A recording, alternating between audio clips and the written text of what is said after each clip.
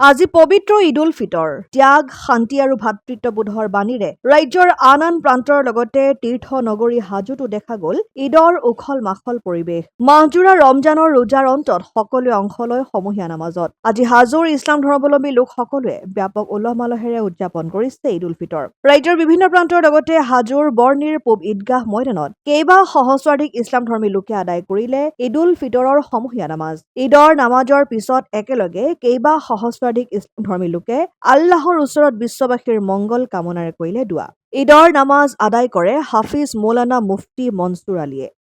সমূহ অসমবাসী ৰাজ্যলৈ ঈদৰ শুভেচ্ছা জ্ঞাপন কৰিলোঁ আজি পবিত্ৰ ঈদ উল ফিতৰ আজি আমি হাজো সমষ্টিৰ বৰ্ণিগাঁৱত প্ৰায় কেইবা হাজাৰৰ অধিক মানুহে একত্ৰিত হৈ এই ঈদগাহ ফিল্ডত নমাজ সমাপন কৰিলোঁ এই নমাজ সমাপন কৰিলে হাফিজ মৌলানা মুফতি মনছুৰ আলী চাহেবে অতি শান্তিপূৰ্ণভাৱে আমি আটাই নমাজ সমাপন কৰিছোঁ ইনশাআল্লাহ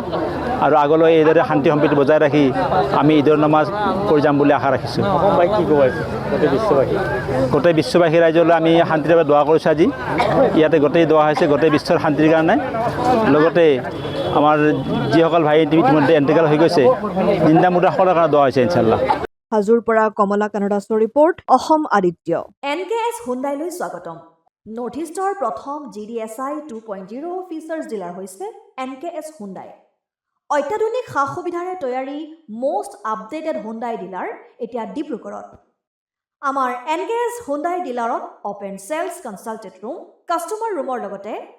পুৰণি গাড়ীৰ এক্সচেঞ্জ ফেচিলিটিও ৰখা হৈছে ইয়াত সেলছৰ লগতে সাৰ্ভিস সেক্টৰৰ সুন্দৰ সুবিধা আছে প্ৰয়োজনীয় সকলো এডভান্স টুলছ হুইল বেলেন্সিং এলাইনমেন্টৰ অত্যাধুনিক machine post hydraulic lift fully ট্ৰেইনমেণ্ট পাৱাৰৰ লগতে nitrogen gas filling facility fully automatic car washer ফেচিলিটিও আছে লগতে NKS হুণ্ডাই ডিলাৰে কাষ্টমাৰসকলৰ সুবিধাৰ্থে মোবাইল সাৰ্ভিস ভেনৰো ব্যৱস্থা ৰাখিছে য'ত হাইড্ৰলিক লিফ্ট ৱাছিং facility wheel balancing tyre pressure check কৰাৰ লগতে